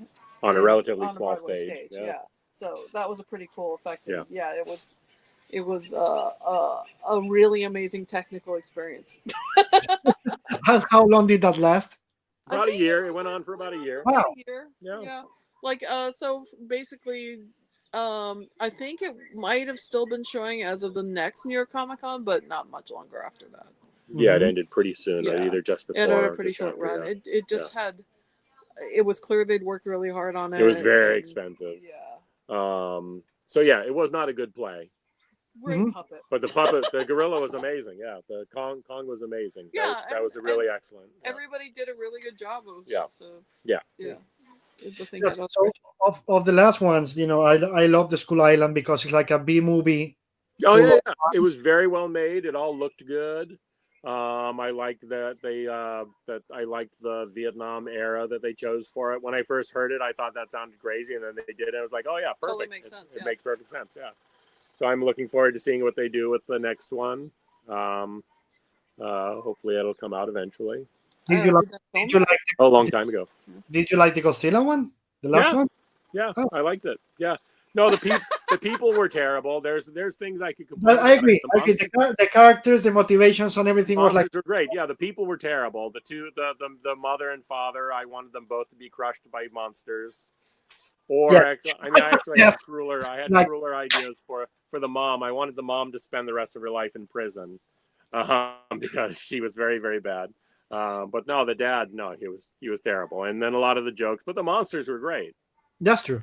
That's true. And it's weird. It's weird that like in the first Godzilla they did in 2014, they killed the best character like less than halfway into the movie, Bryan Cranston. Yeah. And then in this movie, in the new one, they kill their 2 best characters, the French lady and Ken Watanabe. Absolutely. who I thought would have a bigger role because I thought he would Yeah. have a bigger role even in the first Yeah, movie. so like no, we have these two. One, to be honest, you know, it was the progression was for Ken Watanabe to be the star of the second movie to take, you know, Right. central place. And when I saw it, I was like, what are you doing? Yeah, Literally. and then they introduced this new family, and it's like, I don't even know why could they not get back Elizabeth Olsen and the Quicksilver guy?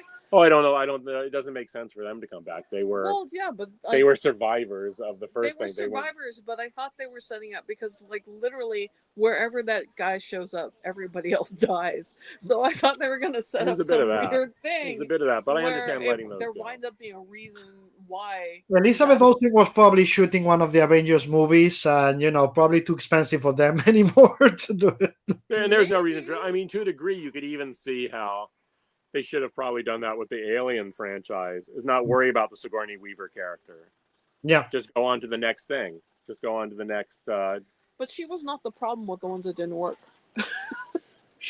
Yeah, but everyone thinks every Alien movie has to have Sigourney Weaver in it, Yeah, that's not the case. and it's not the case. Yeah, I don't think the Alien versus Predator didn't. No, she's not. She's not Yeah. in those. No, she's not. Yeah. in which ones?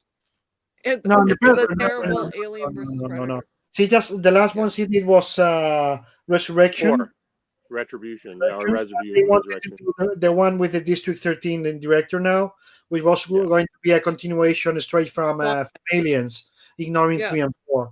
But then Well, Ridley Scott said it's mine, and he Yeah. did what he did. That's too bad. Let's leave Because it. if you've seen, have you seen his stuff on YouTube? It's really pretty cool. Like, Yeah. yeah. Who's He's stuff? done all these short movies on Blomkamp.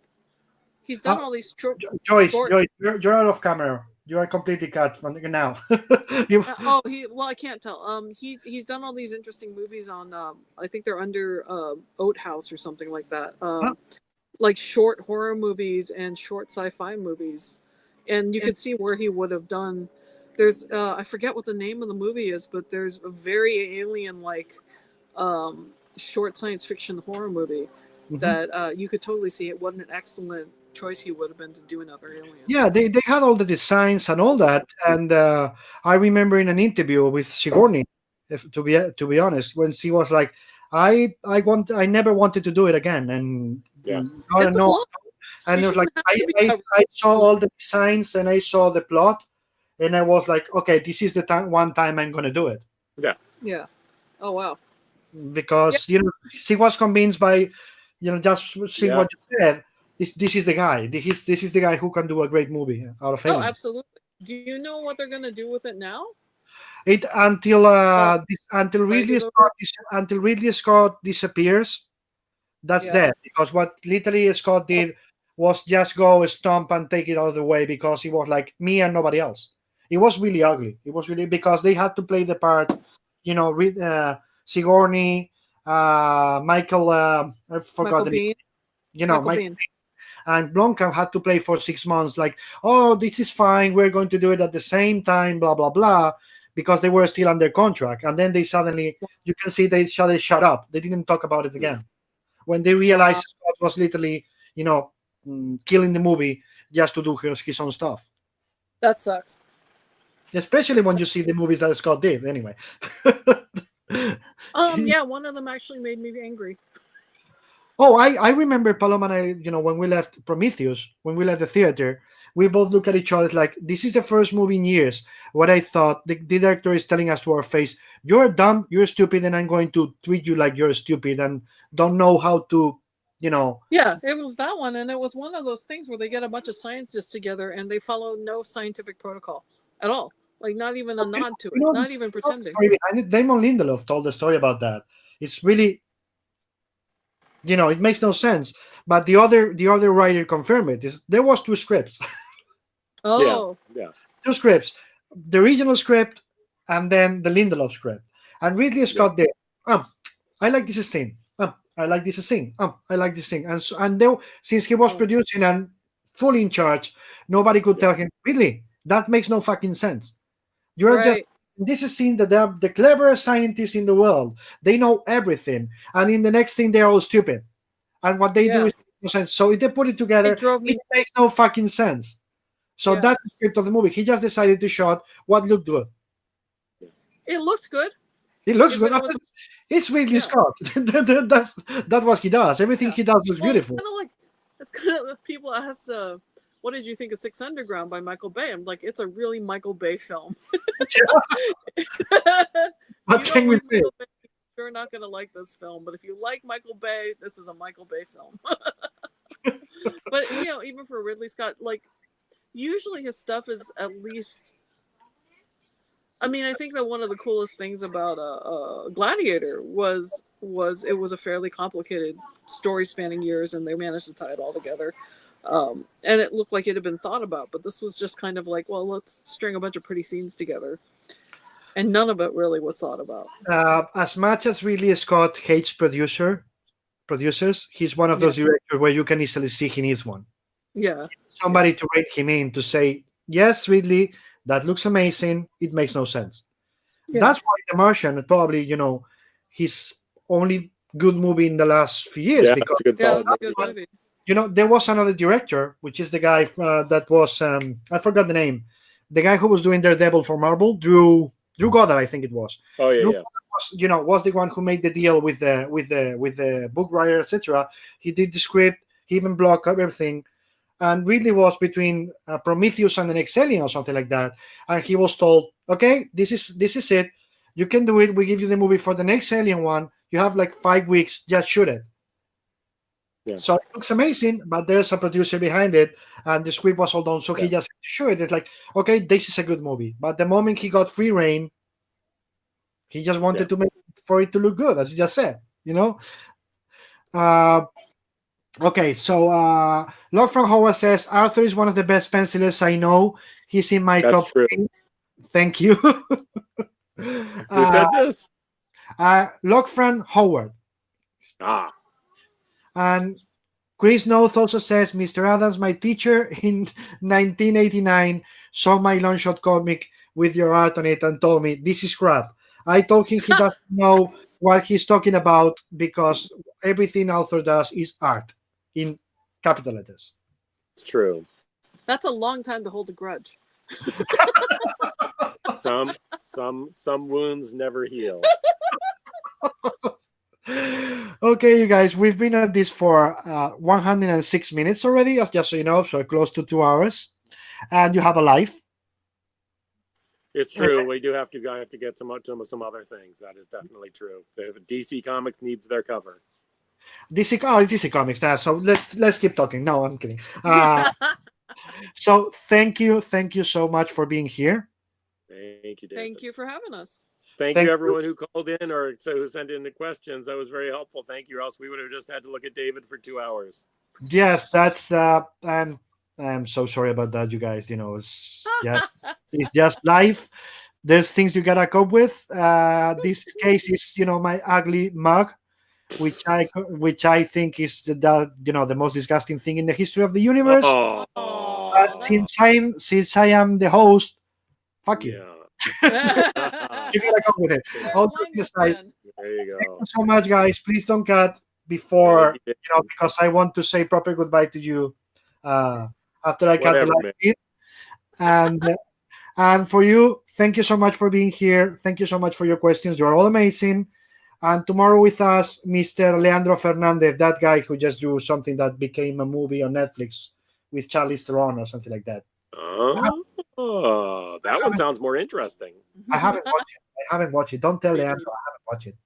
Oh, we saw it. We saw it. It's nice. I liked it. Okay, I will tell Leandro tomorrow. When he asks, did you watch it? No, I don't care. But Arthur Adams and JOYCE CHIN have. They're more important. Some really good action bits. No, I will watch it tonight. Whatever. I got it. Anyway, thank you, everybody. See you tomorrow. Cutting the film. 3, 2.